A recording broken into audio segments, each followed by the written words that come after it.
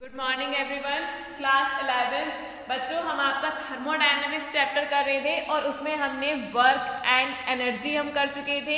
Delta U internal energy change, calculation of delta U and delta H internal energy change and enthalpy change in a reaction. First law of thermodynamics हमने किया था। आज से हम start करेंगे बच्चों thermochemistry. क्या होता है थर्मोकेमिस्ट्री?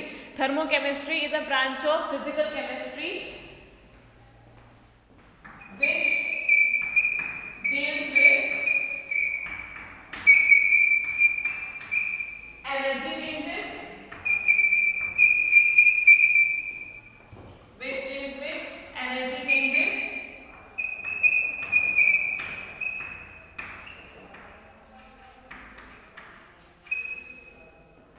in chemical reactions. क्या होता है बच्चों थर्मोकेमिस्ट्री? थर्मोकेमिस्ट्री फिजिकल केमिस्ट्री की वो ब्रांच होती है जो एनर्जी चेंजेस, जिसमें हम पढ़ेंगे जो केमिकल रिएक्शंस में होते हैं। आप सबको पता है बच्चों, रिएक्टेंट्स जो होते हैं, कोई भी आपका रिएक्टेंट हो चाहे प्रोडक्ट हो, कोई भी आपका सब्सटेंस हो, उसमें क्या होता है बच्चों, जो एटम्स होते हैं एक दूसरे से बॉन्डेड होते हैं। और वो बॉन्डेड भी कैसे होते हैं? आपको पता है जब भी कोई एलिमेंट दूसरे एलिमेंट से रिएक्शन करता है और प्रोडक्ट फॉर्म करता है, रिएक्टेंट जब आपस में रिएक्शन करते हैं और प्रोडक्ट फॉर्म करते हैं, तो क्या होता है बच्चों, ये तो आपके एलिमेंट्स हैं। आप सपोज करो आपने H2 लिया है, ये H2 डिकम्पोज होके H2+O2 बना रहा है। फर्स्ट रिएक्शन आप देखो, फर्स्ट रिएक्शन में सोडियम क्लोरीन के साथ कंबाइन करके NaCl बॉन्ड फॉर्म करके सोडियम क्लोराइड फॉर्म कर रहा है। और सेकंड रिएक्शन में आपका जो वाटर है, वाटर मॉलिक्यूल डिकम्पोज करके hydrogen and oxygen gas produce कर रहे हैं। सो आपके जितने भी सब्सटेंस होते हैं बच्चों, उसमें कुछ ना कुछ एनर्जी होती है। क्या होती है? कुछ ना कुछ एनर्जी होती है। उसे हम क्या कहते हैं? इंटरनल एनर्जी कहते हैं, या फिर हम उसे कहते हैं intrinsic energy.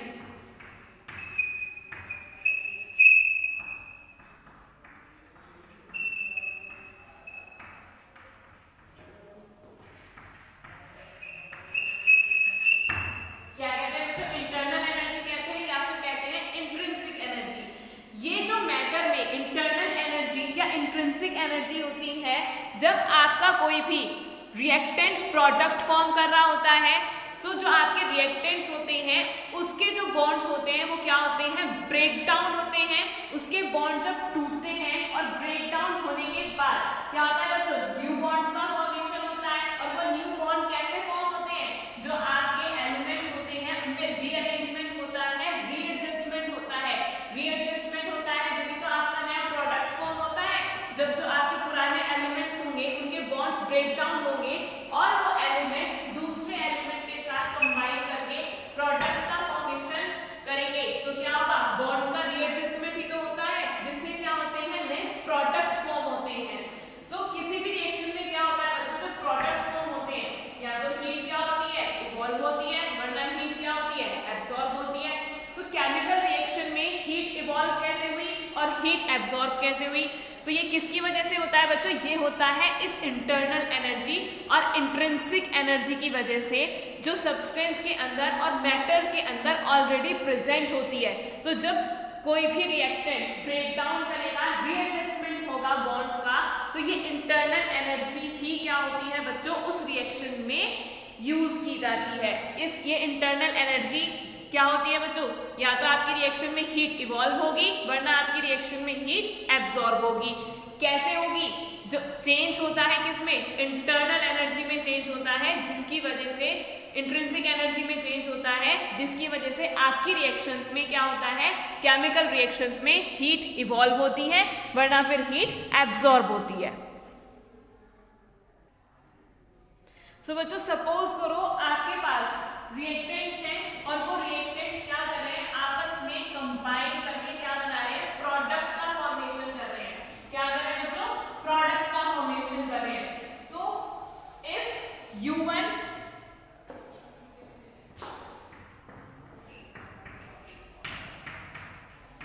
is the energy of reactant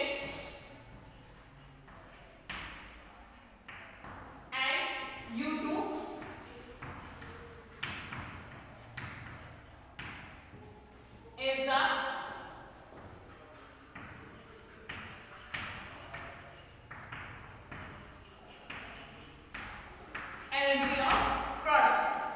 ठीक है, अगर U1 एनर्जी किसकी है, रिएक्टेंट की एनर्जी U1 है एंड प्रोडक्ट की एनर्जी क्या है, U2 है। तो आपके पास जो तीन कंडीशन हो सकती हैं, if U1 equals to U2, reactant की जो एनर्जी है वो प्रोडक्ट की एनर्जी के क्या है, बिल्कुल इक्वल है। So no energy is evolve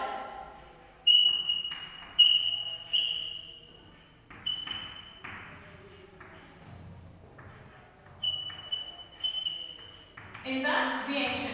reaction में कोई भी एनर्जी इवॉल्व नहीं होगी, क्योंकि आप खुद देखो आपके जो रिएक्टेंट है उनकी जो एनर्जी है वो किसके इक्वल है, प्रोडक्ट की एनर्जी के बिल्कुल क्या है, सेम है। दैट मीन्स रिएक्टेंट की एनर्जी और प्रोडक्ट की एनर्जी बिल्कुल सेम है। इसका मतलब क्या हुआ कि रिएक्शन में कोई भी एनर्जी इवॉल्व नहीं हुई है। दूसरी मतलब नेक्स्ट कंडीशन क्या हो सकती है, if U1 is greater then U2, internal energy reactant की इंटरनल एनर्जी प्रोडक्ट की इंटरनल एनर्जी से क्या है, ज्यादा है। अब रिएक्टेंट की इंटरनल एनर्जी प्रोडक्ट की इंटरनल एनर्जी से क्या है, ज्यादा है। दैट मींस प्रोडक्ट की इंटरनल एनर्जी क्या है, कम। तो यानी कि दैट मींस जब आपके प्रोडक्ट फॉर्म हुए हैं उस रिएक्शन में हीट इवॉल्व हुई है। क्या मतलब है इसका, कि आपकी जो रिएक्शन हुई है, जो केमिकल रिएक्शन प्रोसीड हुई है उसमें एनर्जी इवॉल्व हुई है। इसी की वजह से तो U2 जो प्रोडक्ट की इंटरनल एनर्जी क्या है, कम है। इसका मतलब क्या होगा, that means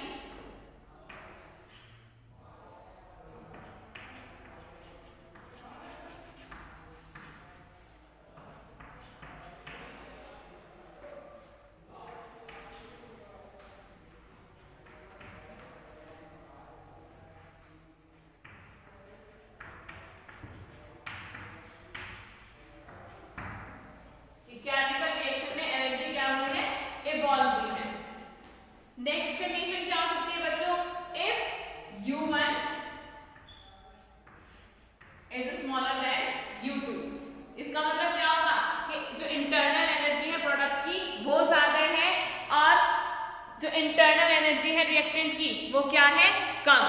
that is the internal energy of product is more than the internal energy of reactant. इसका मतलब क्या होगा बच्चों, कि रिएक्शन में केमिकल रिएक्शन में हीट दी गई है, जो आपकी केमिकल रिएक्शन हुई है उसमें रिएक्टेंट ने हीट को एब्सॉर्ब किया है।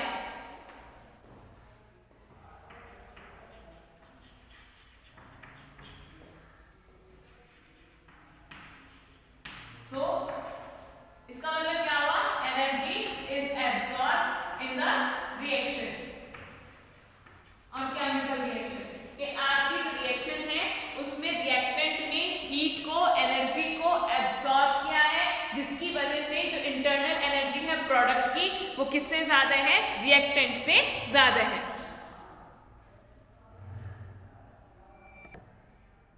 सो फर्स्ट कंडीशन क्या है बच्चों, if U1 is equals to U2 that means no energy is evolved in the reaction, और we can say that no energy changes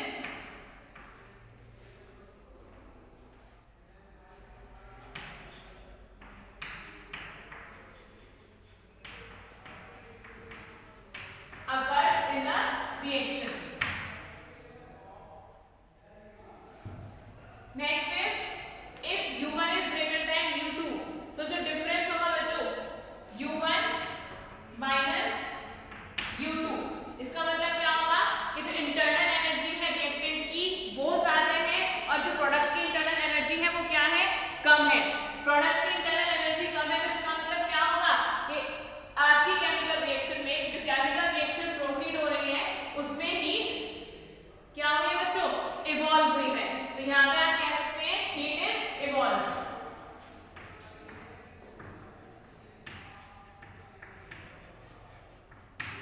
next is if U1 is smaller than U2, इसका क्या मतलब है कि जो रिएक्टेंट की internal energy है वो प्रोडक्ट की इंटरनल एनर्जी से क्या है, कम है। इसका मतलब क्या हुआ कि केमिकल रिएक्शन में एनर्जी एब्सॉर्ब की गई है, हीट को एब्सॉर्ब किया गया है, जिसकी वजह से क्या है, जो इंटरनल एनर्जी है प्रोडक्ट की वो ज्यादा है और जो इंटरनल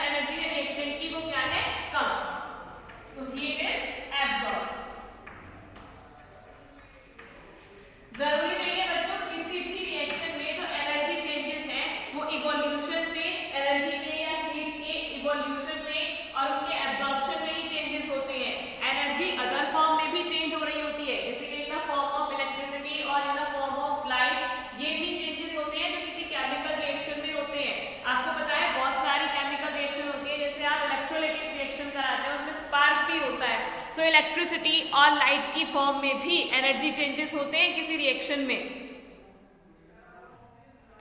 सो ये बच्चों होता है, this is in accordance with the first law of thermodynamics. ये जो आपके एनर्जी चेंजेस होते हैं किसी भी रिएक्शन में, ये थर्मोडायनामिक्स के फर्स्ट लॉ के अकॉर्डिंग होते हैं। आपको पता है थर्मोडायनामिक्स का फर्स्ट लॉ क्या है, that the energy can neither be created nor destroyed, it can be transformed from one form into another. आपको पता है एनर्जी ना तो क्रिएट की जा सकती है और ना ही डिस्ट्रॉय की जा सकती है, ये सिर्फ और सिर्फ एक फॉर्म से दूसरी फॉर्म में क्या की जा सकती है, ट्रांसफॉर्म की जा सकती है। आपको पता है जो केमिकल रिएक्शंस होते हैं उसमें एनर्जी सिर्फ एब्जॉर्प्शन और इवोल्यूशन, सिर्फ एनर्जी का एब्जॉर्प्शन ही नहीं होता और ना ही उसका इवोल्यूशन होता है। एनर्जी चेंजेस जो होते हैं वो अनदर फॉर्म में भी हो सकते हैं, जैसे कि हीट है, इलेक्ट्रिसिटी है, स्पार्कल है, लाइट है, साउंड है, इन सब फॉर्म में भी एनर्जी चेंजेस हो सकते हैं। तो आपको पता है एनर्जी जो होती है वो एक फॉर्म से दूसरी फॉर्म में चेंज होती है। कोई भी केमिकल रिएक्शन होती है, उस केमिकल रिएक्शन में क्या होता है कि रिएक्टेंट आपस में कंबाइन करके क्या बनाते हैं, प्रोडक्ट बनाते हैं।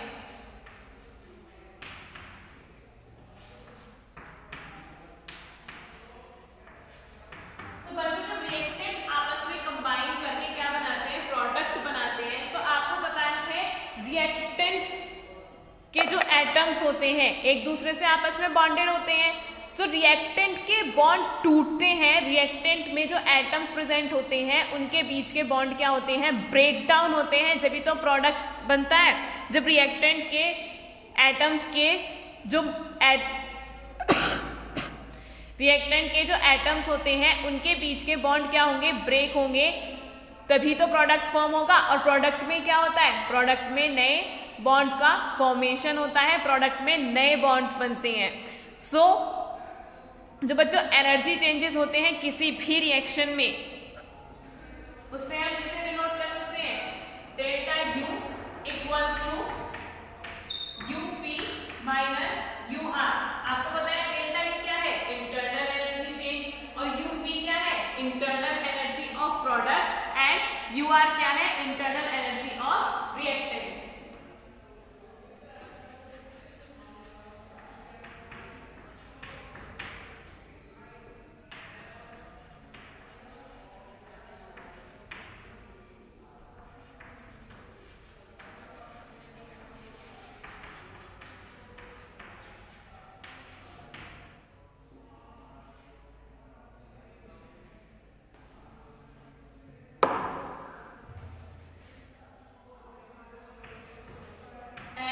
You are equals to internal energy of reactant.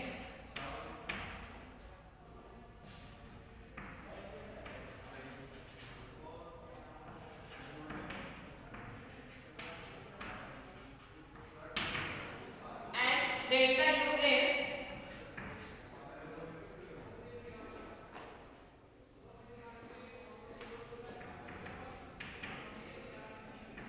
internal energy change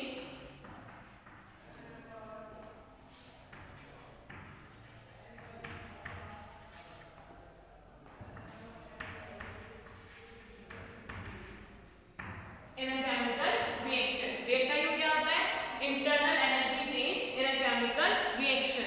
तो बच्चों अगर इंटरनल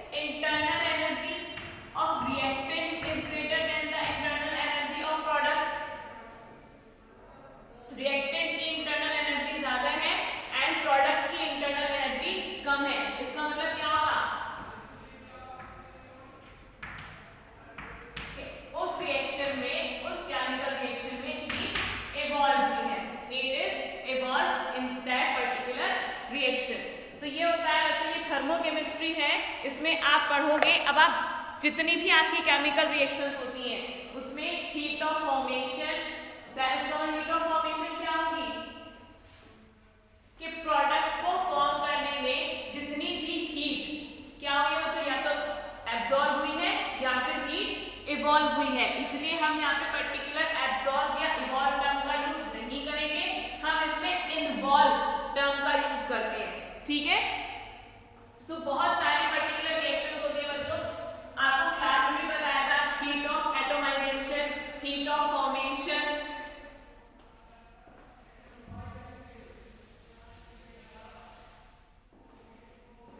सो थर्मोकेमिस्ट्री में हम जितनी भी पर्टिकुलर टाइप की हीट्स होती हैं उनके बारे में स्टडी करेंगे। सो ये जो बच्चों अभी आपने चेंज पढ़ा है, delta U equals to UP minus U R, delta U equals to UP minus U R, ये इक्वल होता है क्यूबी के। इंटरनल एनर्जी चेंज जो होता है वो बच्चों कांस्टेंट वॉल्यूम पर होता है, it is also called internal energy change at constant volume. अगर आपका इंटरनल एनर्जी चेंज बच्चों कांस्टेंट प्रेशर पे होता है, दैट टाइम हम उसे कहते हैं एंथैल्पी चेंज, डेल्टा एच जो इक्वल होगा HP minus HR, enthalpy of product minus enthalpy of reactant will be equal to delta H और QP, internal energy change at constant pressure. So यहाँ पे आप लिख सकते हो internal energy change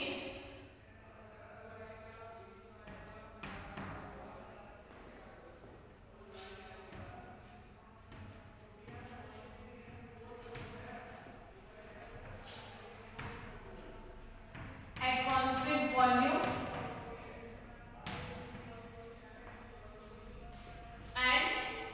energy change, क्योंकि डेल्टा यू नहीं है यहाँ पे तो आप इसमें इंटरनल नहीं लिखेंगे, क्या है यहाँ पे delta H enthalpy change, energy change और एंथैल्पी चेंज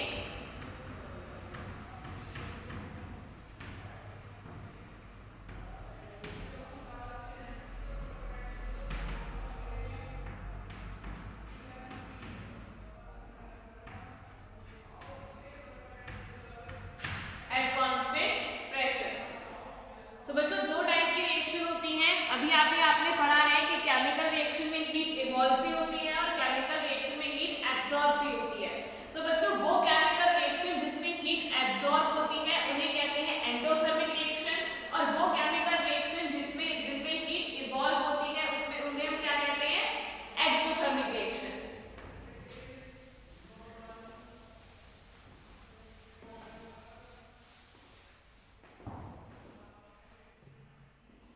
तो सबसे पहले हम करेंगे टाइप ऑफ रिएक्शन।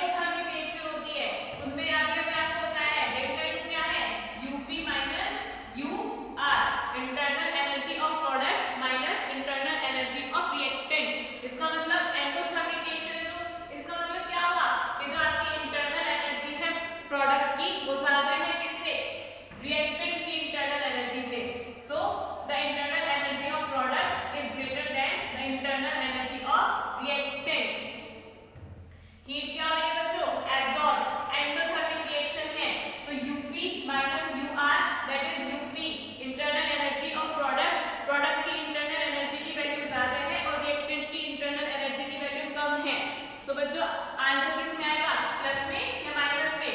आंसर आएगा आपका प्लस में। तो जितनी भी एंडोथर्मिक रिएक्शन होती है उसमें डेल्टा यू की वैल्यू किसमें होती है, प्लस में। तो जब आप साइन कन्वेंशन पढ़ोगे डेल्टा यू और डेल्टा एच के लिए regarding endothermic reaction and exothermic reaction, तो उसमें आपको साइन का ध्यान रखना है, क्योंकि जब आप न्यूमेरिकल्स करोगे उसमें वो इंपॉर्टेंट होता है।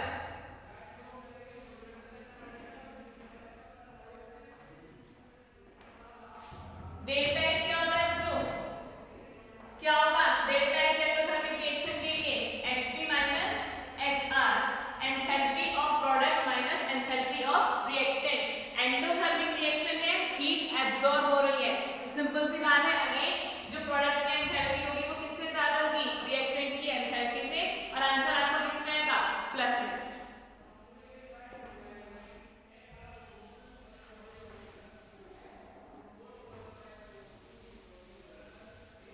Next is exothermic reactions.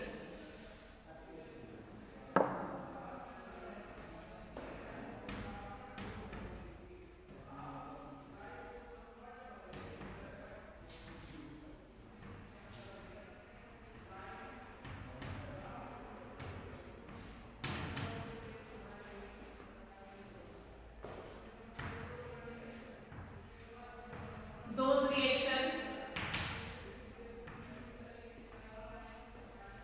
in which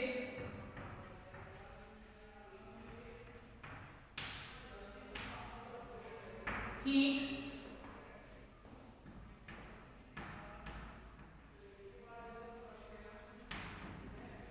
or energy is evolved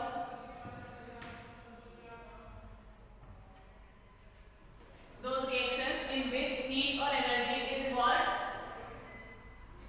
they are called, क्या कहते हैं उसे, एक्सोथर्मिक रिएक्शंस।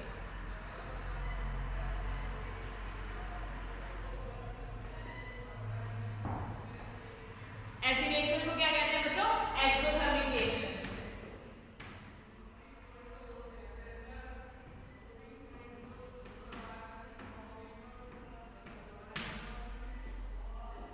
वो पर्टिकुलर रिएक्शन जिसमें हीट क्या होती है बच्चों, इवॉल्व होती है, ऐसी रिएक्शंस को हम क्या कहते हैं, एक्सोथर्मिक रिएक्शंस कहते हैं। बच्चों वो रिएक्शन जिसमें हीट और एनर्जी क्या होती है, इवॉल्व होती है, उन्हें हम क्या कहते हैं, एक्सोथर्मिक रिएक्शंस कहते हैं। एक्सोथर्मिक रिएक्शन में क्या होता है बच्चों, internal energy change, delta U equals to क्या होता है, इंटरनल एनर्जी चेंज का formula UP, internal energy of product minus internal energy of reactant and enthalpy change. Delta H equals to HP, enthalpy of product minus enthalpy of reactant. क्या होगा बच्चों, energy evolve हो रही है, energy evolve हो रही है, तो इसका मतलब क्या है कि रिएक्टेंट की एनर्जी ज्यादा है और प्रोडक्ट की एनर्जी कम है। अगर रिएक्टेंट की एनर्जी ज्यादा है, UR is greater then UP, तो इसका मतलब क्या होगा, UR की वैल्यू ज्यादा है, UP की वैल्यू कम है। So delta U internal energy की वैल्यू कैसी आएगी बच्चों, negative. Same as in enthalpy change, enthalpy reactant की ज्यादा है और प्रोडक्ट की कम है, so the enthalpy of reactant is greater than the enthalpy of product.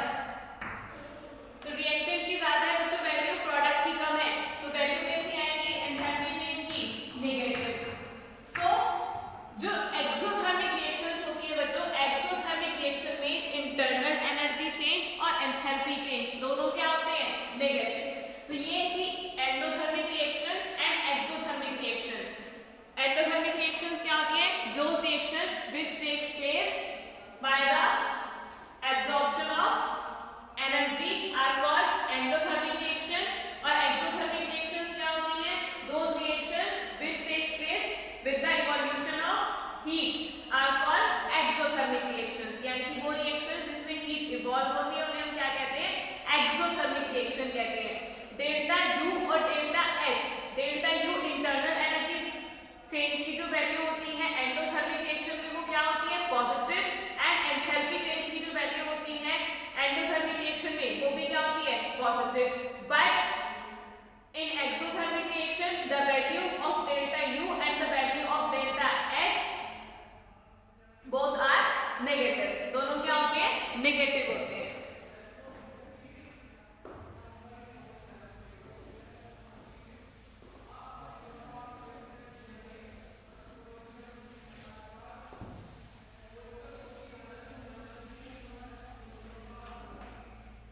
Next है बच्चों थर्मोकेमिकल इक्वेशंस.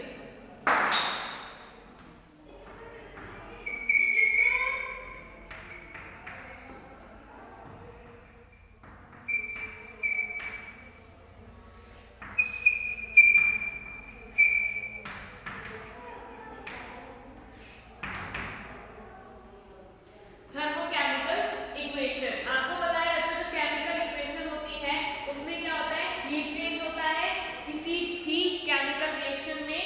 सो इन इक्वेशंस को हम कहते हैं बच्चों thermochemical equations. So a chemical equation which express the heat change, a chemical equation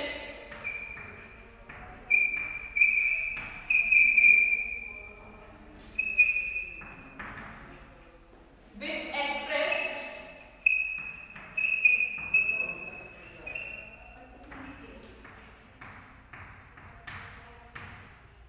the heat change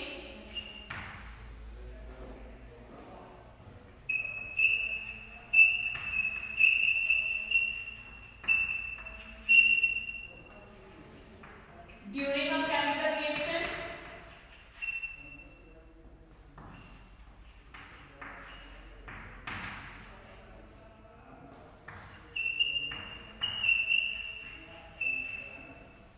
are called thermochemical equations.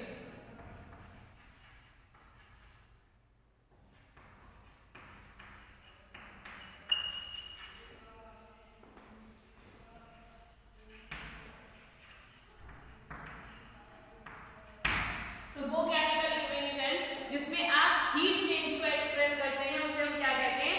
Thermochemical equation. तो बच्चों ये जो टॉपिक है थर्मोकेमिकल इक्वेशन, ये हम आपका नेक्स्ट क्लास में कवर करेंगे. आज जो आपने पढ़ा है थर्मोकेमिस्ट्री क्या होती है और उसमें इंटरनल एनर्जी चेंज और एंथैल्पी चेंज कैसे होता है, आप एक बार इसको रिवाइज जरूर करेंगे.